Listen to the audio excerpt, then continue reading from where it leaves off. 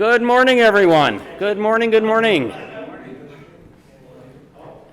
Welcome to the National Chrysler Retirement Organization's annual seminar on growing into Medicare and Social Security. My name is Howard Barron. I'm one of the members of the Insurance Committee, part of our 5,000 strong NCRO group. I'd like to first introduce other people on the committee that work with me. I have Rich Brown over here in the green. Paul Gritt is over there. John Kaiser is up front here. Stanley Chu is in the back. And then we have two other people on our committee who are not here today, Chuck Austin and Sherry Jelnek. So we're the group that puts this kind of material together, not only for this presentation, but also plays as an interface between our 5,000 members and, well, I was going to say Chrysler, FCA, Daimler, Chrysler, Stellantis, pick your name. But we are the interface between you guys and the organization to help you out with any of the benefit questions and insurance questions you might have, and any issues you have with some of the websites and some of the other accounts that we'll explain later on. So a few housekeeping issues initially. First, per the library's rules, masks are encouraged for all people in the library, regardless of your vaccination status. Okay? Just for everyone that's here, because we do have a number of people that are out in the ether there with the webinar that we're simulcasting right now around the country and around the world, due to our wonderful technical group over here. So for the people that are in the building right now, so the restrooms are off outside to the left of the entrance there. There's food here that's available for anyone that's here. And if you notice your agenda, we will be taking a break around noontime or so. So we'll about have an hour and a half, then a break, and then we'll reconvene and finish up the rest of the material. So, moving into Medicare. Obviously, Medicare is it shouldn't be, but it has turned into a very, very complicated situation.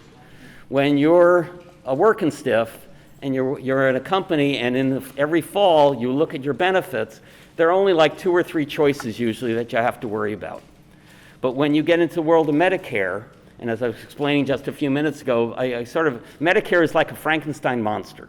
It was created in the 1960s and has been added on and added on and added on year after year or decade after decade. As a matter of fact, even in Washington, D.C. right now, they're talking about some additional benefits that could be added to Medicare depending what Congress and the President decide to do. So it's turned into kind of a complicated process for people moving from their employer-provided benefits to this government program, which also has a lot of private industry and the private insurance company part and parcel with that. So what this seminar is here to do is kind of demystify all that for you and explain how this whole process works, not only from the Medicare side, but also later on we'll tell you a little bit about how Stellantis gives you a benefit when you turn 65 that you have never had before. So to kick this off, we have Paul Gritt, and he will step you through the timelines and some of the rules both on Social Security and on Medicare and how it all works for people that are kind of in the age 60 to 65 range as you hit that prime point when you lose your Chrysler benefits and you start going onto Medicare. So Paul?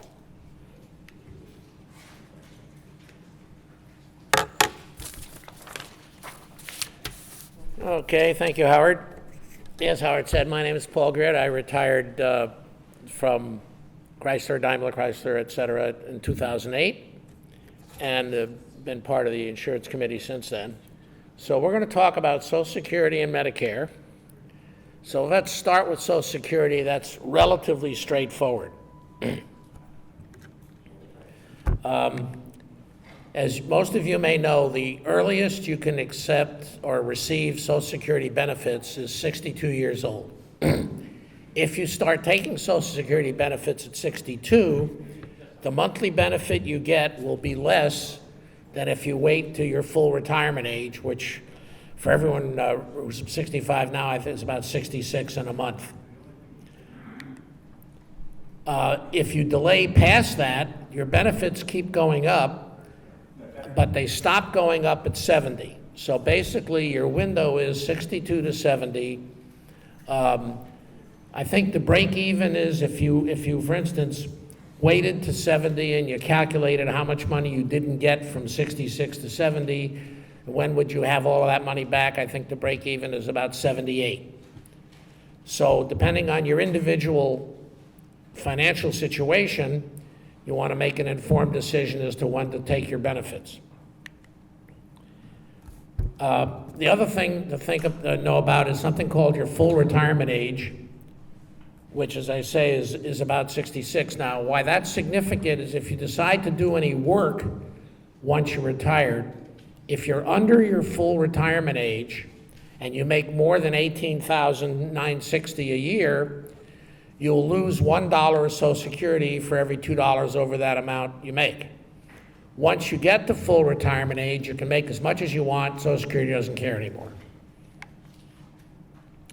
So as I say, right now the full retirement age is 66 and 4 months. Okay, what do you have to do about all of this? Okay, sometime before 62, ideally, you go to the government website. It used to be you could go make an appointment with Social Security, but because of COVID, they're not doing in-person appointments unless you have something really complicated. But anyway, you go to the government website, Medicare, socialsecurity.gov, and you put in your Social Security number and you put in your Social Security number, your other information, birthday and all that, and they have a calculator which will then show you what your benefits are versus what year you take benefits. So it lays it all out for you. So again, you can make an informed decision as to when you want to take benefits. And by the way, Social Security is an individual basis, so your spouse is completely separate from you in terms of setting up their Social Security. Although, yes, sir? What's the name of that website? I believe it's ssa.gov, but if you Google it, it'll come up. I apologize for not having that on here. I'll have to fix that. The only relationship between you and your spouse is if one of you, whichever one of you is the higher income maker, if your Social Security benefits are significantly higher than your spouse's, the spouse, instead of taking theirs, can take half of yours. And again, that's all laid out. Paul? Yeah. SSA.gov is the answer. Thank you. The questions, we'll try to get a microphone to somebody who has a question, because otherwise people on the webinar don't know what the question was. If we can't get it to you, Paul will repeat the question. Yeah, so, SSA.gov is the website for Social Security Administration. thank you. Okay, so that's kind of the quick and dirty on Social Security. Now we'll get into healthcare, Medicare, which is, yes, sir. One more question. Yes. Wait. We have about 80 or 90 people on the web, so we want them to hear your question. I'm on. 38, okay. Well, thank you. Now, the question is still not clear to me. After I retired, I actually rewired because I established a separate company, and I've been making quite a bit of money. Is that subject to Social Security? Yes? But so I'm supposed to be contributing to Social Security? No. Or yes or no? Not, have you already started taking Social Security? Yeah, after I retire, and I'm over 70, do I still pay Social Security? No, that's not his question. His question was, should you still be contributing? Yeah, do I contribute? But is there withholding from your paycheck for it? You want people to answer for it? I don't get a paycheck. Not if you're I make a under profit. they don't So withhold. my question is, well, so when I file my tax returns, I need to make some contribution to Social Security? I'll look that up. Oh, thank you. The answer is yes. Any wages you receive that you put on your tax return as wages is subject to both Social Security and Medicare taxes. If it's not wage, is it profit? It's Talk to all your company. tax accountant, sir. Talk to your accountant, sir. They're suggesting you talk to your tax accountant. A little bit beyond our expertise or Yeah. our pay grade level here. Yeah. With that question, Let's keep on moving along. Yeah. It's all right. Okay, so let's first talk about, you're coming up on 65 and you currently are not, you didn't start your Social Security yet. So what's going to happen is on the first of the month you turn 65, all of your FCA, Stellantis, medical benefits stop. That's medical, dental, vision, drugs, hearing, just goes to zero because they know that you're going to start Medicare. So what do you have to do about all of this? So about 3 months before you turn 65, you go to ssa.gov and you sign up for Part A and Part B of Medicare. Part A costs you nothing. Part B, there is a monthly fee, but there's only a few cases where you wouldn't want to sign up as soon as you turn 65, and we'll talk about that later. The other thing you want to do is you want to start investigating supplements to Medicare, because as a lot of you may know, Medicare pays about 80% of what you get charged for various medical services, and you'd like to have some coverage for the other 20%. Plus, Medicare does not include anything for drugs, so you need to get a separate policy to cover helping you pay for prescription drugs.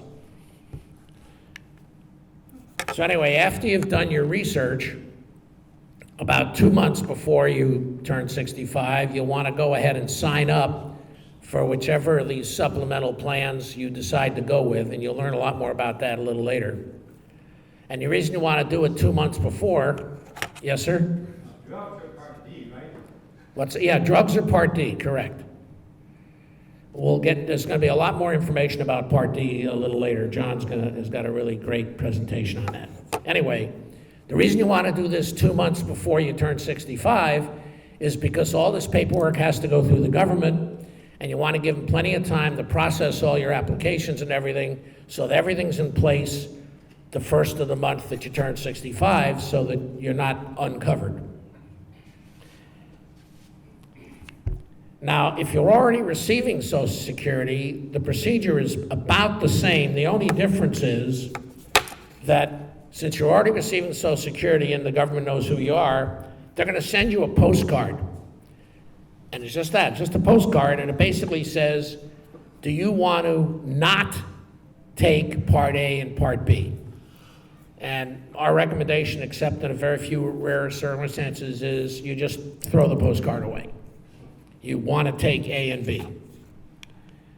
The rest of it's kind of the same as I just said before. You go and explore your alternate and supplement insurance programs.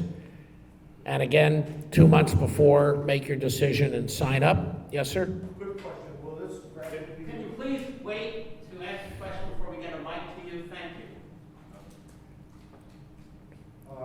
Is this graphic going to be? Yeah, all of the presentations you're going to see today are going to be on our website. As a matter of fact, this one's already up there. We put it up 2 days ago. Anyway, as I say, the rest of the procedure is the same. Explore your alternates, and then sign up 2 months ahead of time to give the government enough time to process all the paperwork. Okay, so let's talk a little bit more about, well, what is Medicare? How does it all work? There's basically 4 parts to Medicare plus the supplements. The first 2, Parts A and B, come directly from the federal government. A covers hospital, and B covers doctor's visits and physical therapy and other things like that. Part C, much more commonly referred to as an Advantage plan. Part D, which is for prescription drugs, and Medigap, officially called Medicare Supplemental Insurance, those all come from private insurance companies that are monitored and regulated by the federal government. Medicare does not cover by itself drugs, dental, vision, or hearing coverage. As Howard mentioned in his introduction, right now the Biden administration is looking at whether they can add some of that to Medicare if they can get it through Congress. Okay, Medigap, what the heck is it? Medigap, or again officially Medicare Supplemental Insurance, this is an additional insurance policy that you buy from a private company, and depending on which version of it you get, it covers most of the Part A and B deductibles, co-insurance, and co-pays. And as you'll see later, because Part A and B, let's say you go to, you have a Part B claim, I think there's a $400 deductible, a $250 deductible, which would be out of pocket. If you had the right Medigap policy, that would pay for that deductible. Now, there are a bunch of different Medigap plans, and they're all designated by letters, and they come from different insurance companies. The key takeaway from this slide is the following. Regardless of the plans, A, B, D, G, et cetera, they are defined by the federal government as to what the benefits of each of those lettered plans are. Regardless of what insurance company you buy that plan from, they have to give you exactly the same benefits. So it really pays to shop around and see which insurance company is going to give you a better rate, because the rates vary significantly.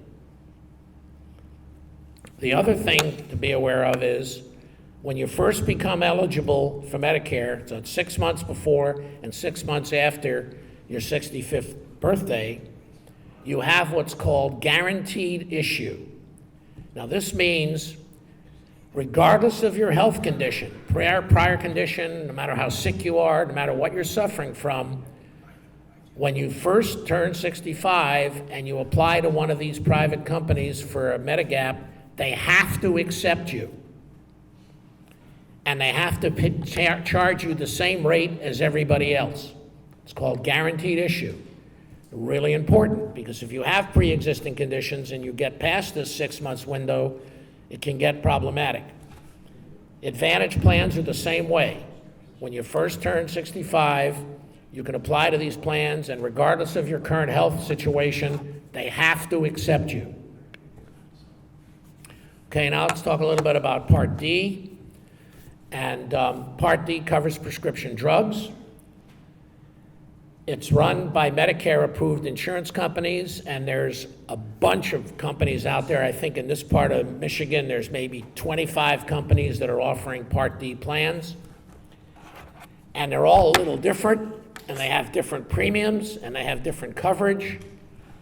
And the one good thing about Part D is you can change your Part D plan every year without penalty. And the time to do that is coming up starting next month. It's called the open enrollment period. John is going to give you a really great presentation on how you deal with Part D on the internet. And there's a really good government website that helps you pick the right Part D plan. One other thing, if your adjusted gross income or your modified adjusted gross income is over $88,000 a year filing singly or $176,000 filing joint, there is a surcharge on top of your Part B or Part D premium. There's also a surcharge on your Medicare Part B premium. There's nothing you can do about it. It's not negotiable. And it's all figured out because the Social Security people and the Medicare people talk to the IRS, and they get your last 2 years' tax returns, and they know how much you make. So when you get your Social Security statement that'll have your Medicare Part B taken out of it, you'll see the surcharge on there, and again, that's the way it is, and nothing you can do about it. Okay, now we have Advantage plans, sometimes called Part C, but much more commonly called Advantage plans. And you've probably been seeing a ton of TV commercials advertising Advantage plans. The concept behind an Advantage plan is instead of having your Medicare card and then a Part D card, you just have this Advantage plan card, and it covers all of the stuff Medicare normally covers, and most of them have a drug benefit in it also. And then to entice you to sign up for them, they're throwing in free healthcare memberships, free transportation to doctor's visits, maybe some dental benefits. So every one of these Advantage plans has all kind of little goodies to make them more attractive. And again, there's a bunch of companies out there that offer them. So what are the common elements between the two paths you can take? And again, I have another slide, but in both cases, whether you take an Advantage plan or you go the Medigap route, you still have to take both Parts A and B and pay the Part B premium. The Part B premium for 2021 is $148.50 a month. We think it's going to go up about $10 a month for 2022. Nothing you can do about it. That's the way it is. Again, there's a surcharge on top of that if you're lucky enough to have a higher income in retirement. So as I said, there's two different paths you can go to set up your medical for once you're retired. You can go with original Medicare plus a Medigap plan plus a Part D plan. And in that case, you usually have no copays and very little out of pocket, although the premiums are quite a bit higher. Or you can go with an Advantage plan, which usually has a network of providers. In a lot of cases, they're HMOs, so they can also be preferred provider organizations, PPOs. There are copays for doctor's visits and other services.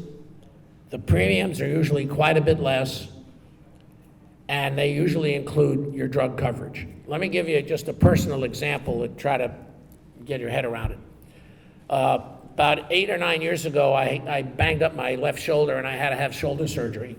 And at the time, I was with Humana Advantage Plan, and I think it cost me like $105 a month.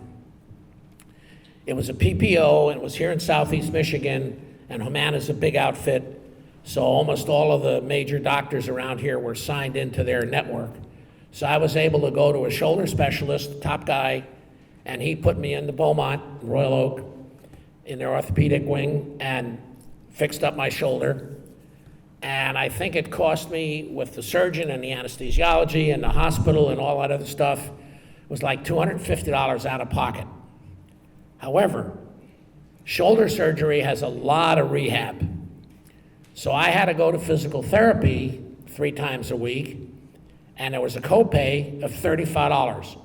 So I was paying $105 a week, copays, for 2.5 months to get my shoulder 3/4 put back together.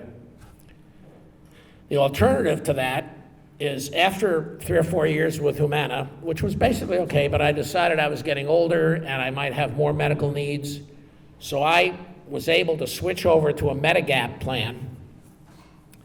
And as luck would have it, after I switched to Medigap, my left hip went bad on me, and I needed to get my hip replaced.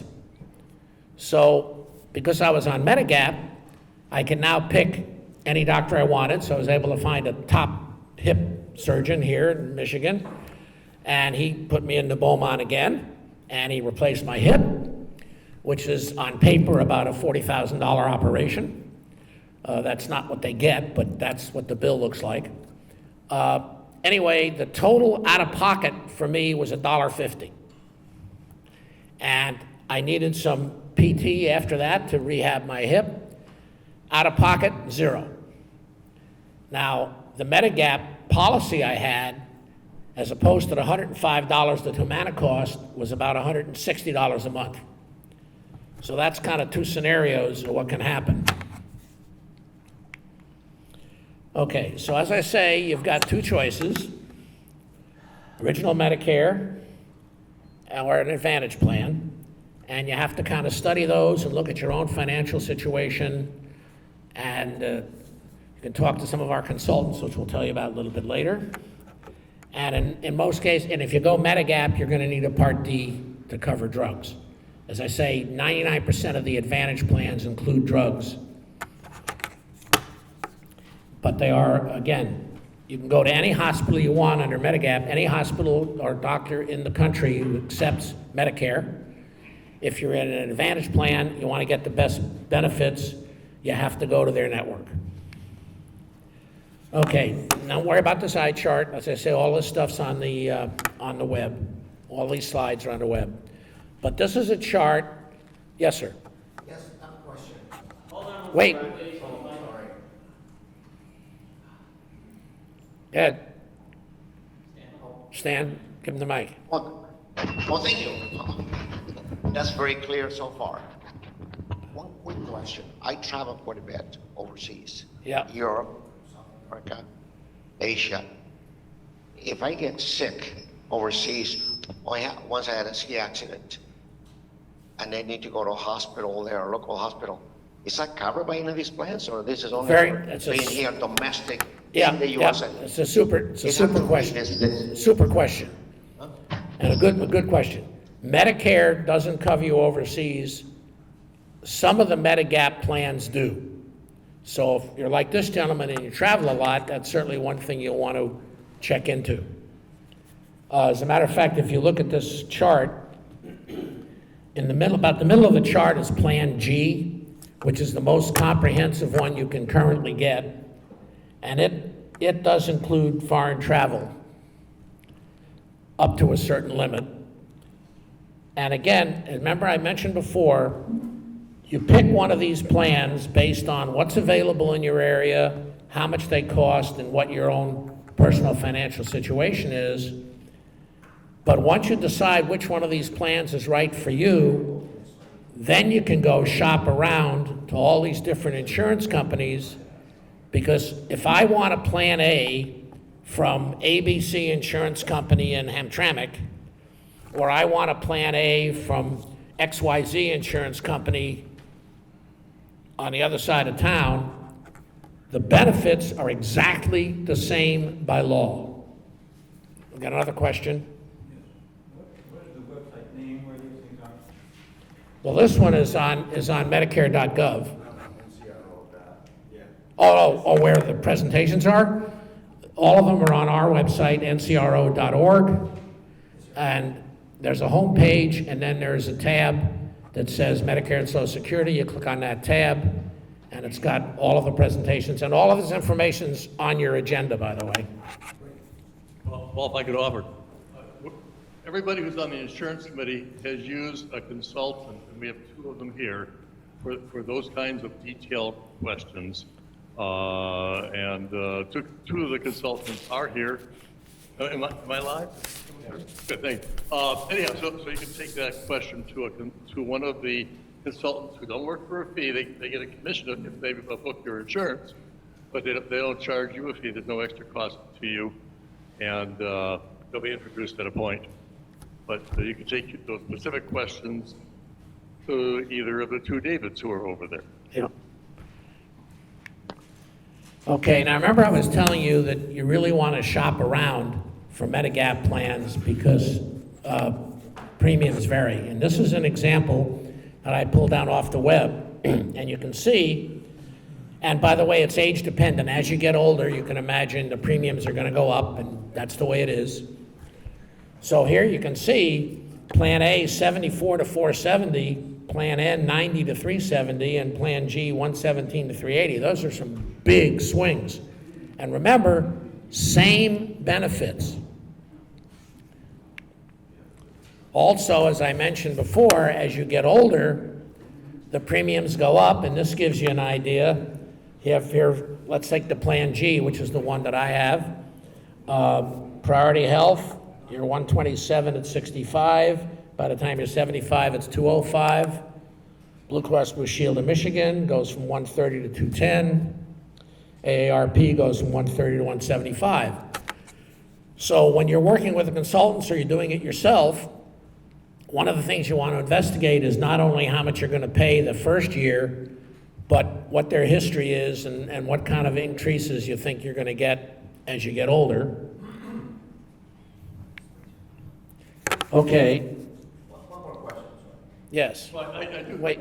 if I could, my line, if I could offer, we have a veteran here who has an observation and comment to make based on his own experience with the VA. Yeah, if you notice, Medicare doesn't pay for hearing or eyeglass. And when I retired, my wife started complaining about my hearing, and she didn't think I was paying attention.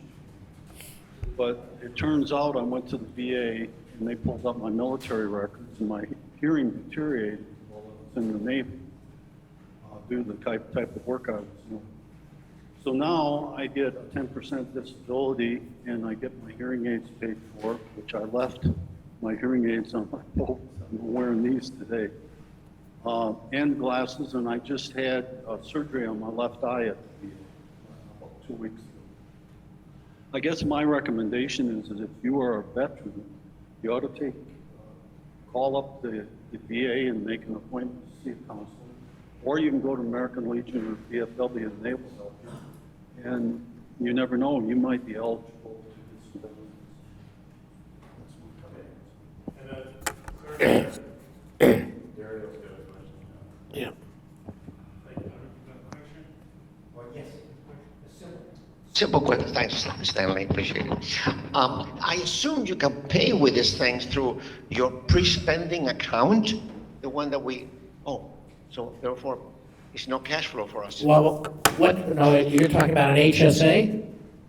One of those, exactly. No, not an HSA. Because you don't have an HSA once you stop working. If you have money, yeah, if you already have No, I money, do have money, yeah. yeah, then you can use that. And the money has been growing with the stock market, so that money's available, Yeah, right? but there's 2 or 3 of those accounts. There's also a thing called a RICA, which you contributed to when you were working RHCA at Merrill Lynch. I receive all the, We got a whole presentation covering that. oh, We'll get thank to you. it. Anyway, when you go to Medicare.gov, one of the things you'll find on that website, and the actual URL is down here at the bottom, is this handbook, Medicare and You. If you want, they will mail it to you. It's about that thick. Or you can just download it as a PDF and have it on your computer. You can give them your email, and they will send you a reminder every year when a new one's available. They will also send you updates and bulletins, again, no cost. So this handbook has just about everything in it you'd ever want to know about Medicare. Okay, something else I discovered when I went to their website is the Medicare people have put together a whole bunch of YouTube videos. And this is the URL to that YouTube video, although I'm sure if you go to YouTube and you just type in Medicare in the search box, it'll bring them up. But I watched a couple of them, and they were really well done. They cover a lot of the stuff that I've covered, but it gives you a chance to listen to it again, and again, no cost.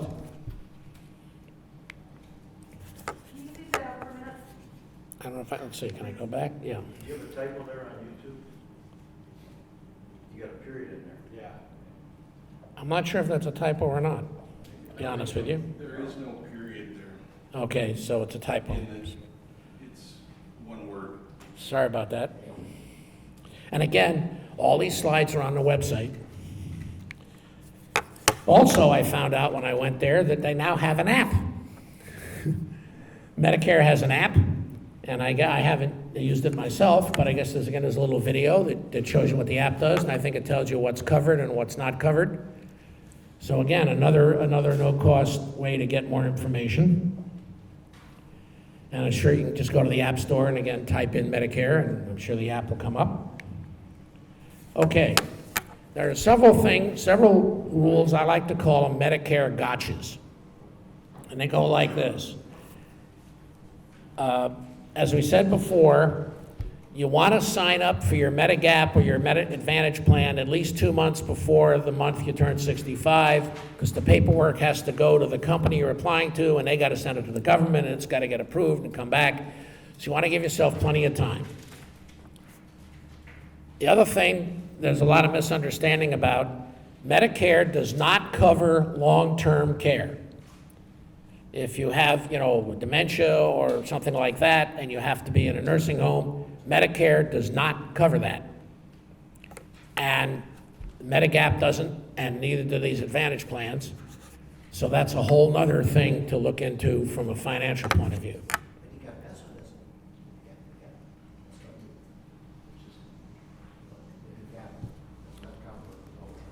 Okay. Remember I mentioned that when you first become eligible, you can sign up, you have guaranteed issue. Sometimes people say, well, you know, I'm in good health, I don't really need to do this, I don't want them to take that Part B out of my Social Security, so I'm not gonna sign up. Really bad idea. If you don't sign up when you're first eligible, for every year you have not signed up for Part B and a Part D plan, there's a penalty. It's a surcharge on top of whatever your premium will be, and it's forever. So for instance, let's say you decided to go Medigap and Part D, and you said, well, okay, I'll do the Medigap, I'll do Medicare, I'll sign up for Part B, but I'm not gonna sign up for a Part D plan because I don't take any expensive drugs, I just take a few generics, and I can get them at Myers for $5 for a 90-day supply, so I don't want to pay for a Part D plan. So again, for every year that you don't do that, this penalty is going to accrue. So let's say 3 years later, you suddenly get some heavy prescription drugs, and now you want to sign up for a Part D plan. You're going to have to pay whatever the premium is for the Part D plan plus the premium, and you're stuck with this surcharge forever. And just to give you an example, you can probably get a Part D plan if you don't take many drugs for like $16 a month, sometimes maybe even less. So you don't want to delay. You want to sign up when you're eligible. Okay, when you get past that 6-month window where you have guaranteed issue, and now let's say it's a year or two later, and let's say you're in either a Medigap plan from Company A or an Advantage plan from Company B, and you decide you want to change plans. If you want to change into a Medigap plan, you're subject to Medicare medical underwriting, which means they have a right to see what your current health level is.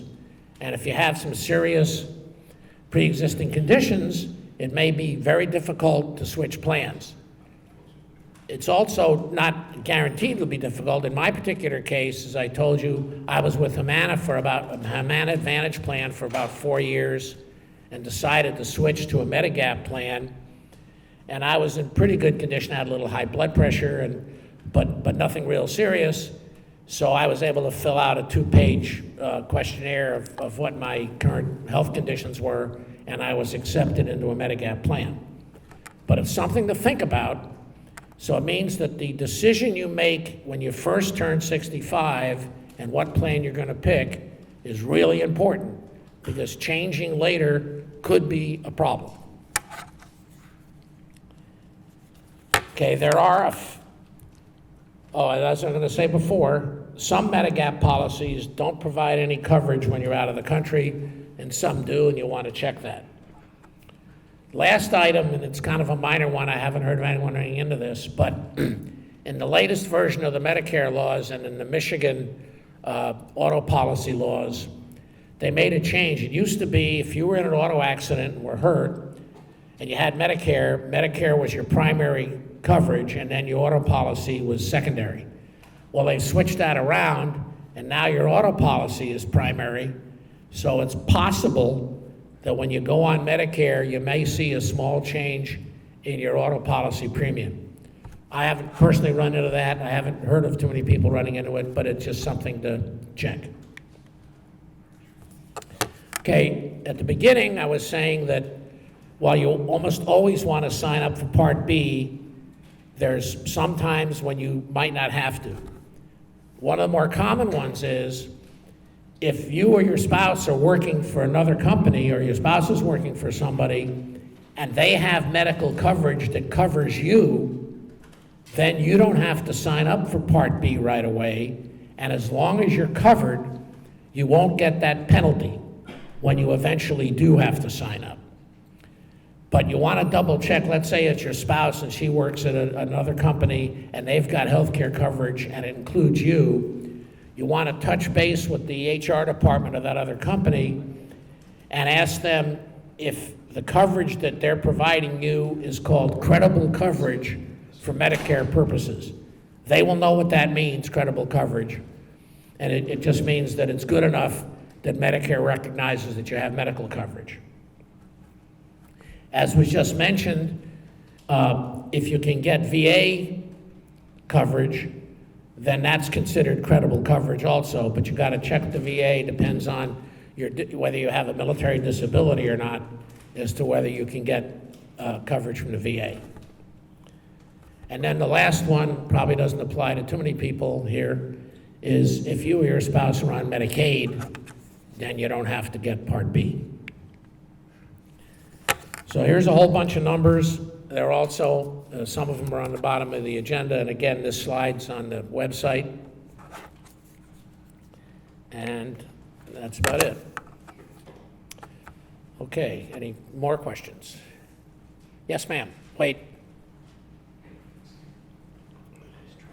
Thank you. Paul, earlier on in one of your first slides, you listed the definitions of the different parts of Medicare. Yep. And then you mentioned that Medicare does not cover prescriptions.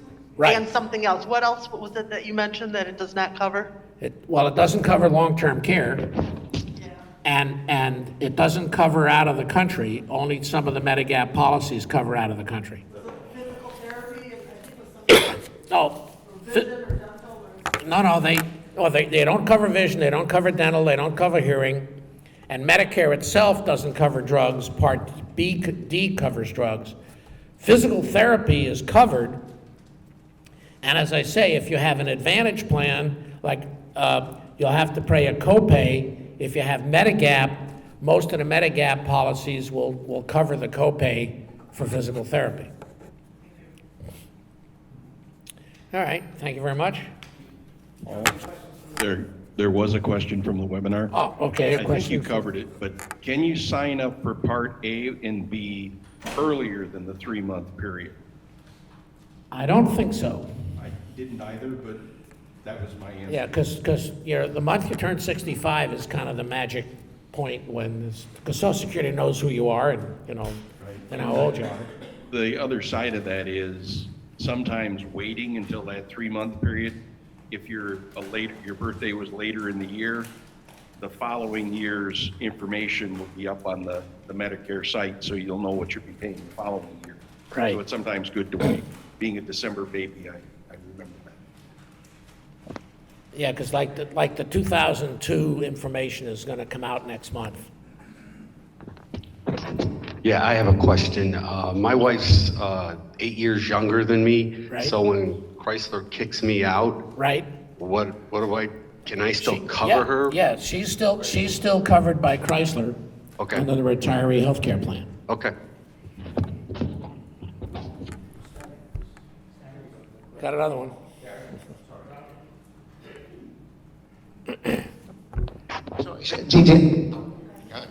The question, to pay for Medicare Gap with a pre-spending account, is that automatic? No. Deducted, or that you apply every month, you apply for that payment? We have a whole presentation about how to deal with that, Fair enough.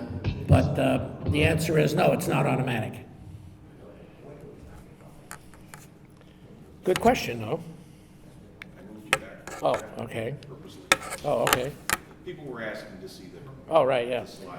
And again, this is a PDF file on the NCO.org website, so it's pretty easy to download. What will happen is you'll go to the website, you'll see this title, aging. I'm on it right now. Social Security and Medicare. Yeah, it's on the home page. If you go down on the left side, left column, there's an introduction to this whole thing and lists the 4 different presentations, and each of those is actually a link to a PDF. And also, Paul, the videos will be posted Oh, yeah, right. All of these presentations are being recorded, and the videos will be up on our YouTube channel, too. In the case of yours, Paul, you're gonna want the video because all you need is the slides, so. Right. If you watch Paul's video, it makes worse. Right, And the slides. right. Okay. The committee waits for the microphone. Yeah, John was just mentioning that the nice thing about the video is it has the voiceovers and the presentations on the website just have the slides. Well, thank you for your attention.